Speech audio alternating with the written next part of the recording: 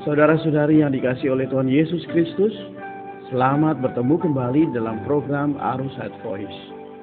Tema kita kali ini adalah persembahan diri dan pembaruan akal budi. Roma pasal 12 ayat 1 sampai ayat 2 berkata, "Karena itu, saudara-saudara, oleh kemurahan Allah aku menasihatkan kamu supaya kamu mempersembahkan tubuhmu sebagai persembahan yang hidup, yang kudus, dan yang berkenan kepada Allah. Itulah ibadahmu yang sejati. Janganlah kamu menjadi serupa dengan dunia ini, tetapi berubahlah oleh pembaruan budimu atau akal budimu, sehingga kamu dapat membedakan mana kehendak Allah, apa yang baik, yang berkenan kepadanya, dan sempurna." Demikianlah firman Tuhan. Saudara-saudari yang dikasihi Tuhan Yesus Kristus, Rasul Paulus memberi nasihat kepada kaum beriman untuk mempersembahkan tubuhnya kepada Allah untuk melayani Dia. Roma pasal 12 ayat 2 di sana mengatakan bahwa berubahlah oleh pembaruan budimu atau akal budimu, sehingga kamu dapat membedakan mana kehendak Allah, apa yang baik, yang berkenan kepadanya, dan sempurna. Berubahlah oleh pembaharuan akal budimu. Bagaimana kita berubah dan diperbarui dalam akal budi kita? Apakah melalui suatu metode atau pengajaran yang ada di dunia ini? Seperti mengikuti seminar-seminar yang dibawakan oleh motivator-motivator.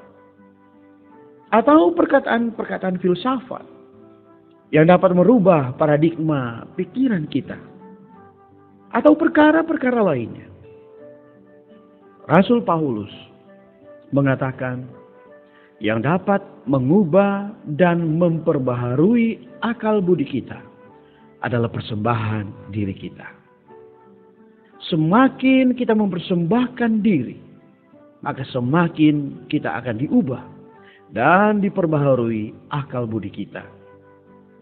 Persembahan diri adalah jalan bagi Allah untuk memperbaharui akal budi kita.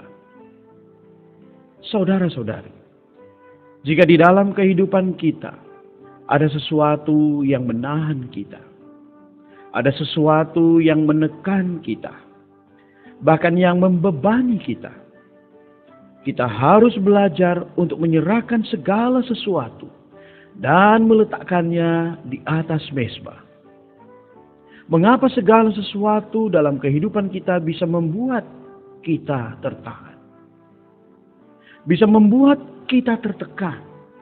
Bahkan bisa membuat kita terbebani. Ini dikarenakan karena kita tidak menyerahkan segala sesuatu itu dan meletakkannya di atas mezbah. Mempersembahkan diri akan membawa kita diperbaharui di dalam akal budi kita, sehingga kita mengetahui, kita memahami maksud hati Allah, mengenal kehendak Allah, bahkan bisa memikirkan dan mengerti hal-hal yang dari Allah. Hasilnya, kita dapat membedakan mana kehendak Allah, apa yang baik, yang berkenan kepada Allah, dan yang sempurna. Saudara-saudari, banyak orang dengan ceroboh berkata bahwa mereka rela menaati Allah dalam segala sesuatu. Padahal mereka jauh dari faktanya. Mereka tidak tahu apa yang mereka katakan. Mereka masih jauh dari ketaatan yang sempurna seperti yang mereka maksudkan. Saat menjelang penyalipan Tuhan, dengan ceroboh kita lihat Petrus berkata, "Oh, sekalipun aku harus mati bersama-sama engkau, aku tidak akan menyangkal engkau." Banyak orang yang seperti Petrus, karena kita tidak mengenal apa yang Allah tuntut dari dirinya. Sama sekali tidak tahu permintaan Allah. Itulah sebabnya mereka tidak dapat bertumbuh di dalam kerohanian.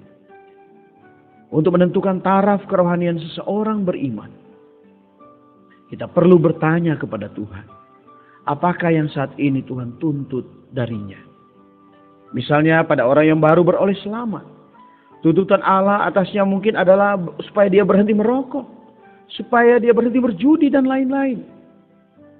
Kita tahu bahwa hal-hal ini adalah langkah pertama di dalam kehidupan rohani. Dengan berangsur-angsur, orang beriman baru akan dituntun lebih maju dan diperlihatkan bahwa iri hati, kesombongan dan hal-hal semacam itu juga buruk. Dengan demikian dia membuat langkah-langkah yang semakin maju. Setelah itu Allah menunjukkan bahwa dia harus meletakkan opininya sendiri dalam pekerjaan Tuhan. Hal ini menunjukkan langkah kemajuan lagi. Singkatnya, permintaan Allah makin hari makin bertambah, makin dalam. Ada orang Kristen yang tahu bahwa mereka tidak boleh merokok atau berjudi. Orang Kristen lain tahu bahwa mereka tidak boleh sombong atau iri hati. Selain itu mereka tidak tahu apa-apa lagi. Kita harus mempersembahkan kepada Tuhan sesuai dengan apa yang kita ketahui. Dengan demikian, akal budi kita akan diperbaharui.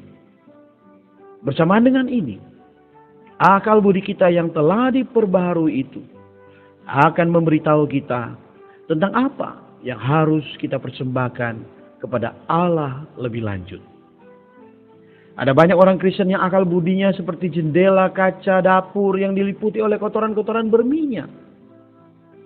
Setelah diperbaharui, akal budi itu berubah menjadi seperti jendela kaca yang bening.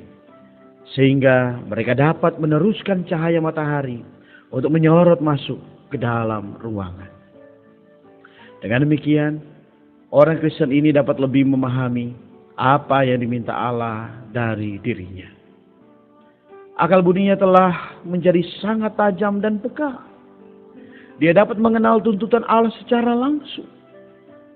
Ada banyak orang Kristen tidak dapat mengenal kehendak Allah karena mereka tidak mempunyai perangkat penerimaan yang memadai. Puji Tuhan, jalan kita untuk mengenal kehendak Allah adalah bukan dengan cara atau metode harus melakukan ini dan itu, atau bukan dengan cara menduga-duga dan meraba-raba apa kehendak Allah itu, atau melalui konsep manusia yang dianggap benar dan lazim yang dilakukan oleh orang pada umumnya. Tetapi yang sebenarnya adalah kita perlu mempersembahkan diri kita yang adalah ibadah yang sejati. Mari kita berdoa. Tuhan Yesus, kami rindu mengenal kehendak-Mu dengan baik dan sempurna.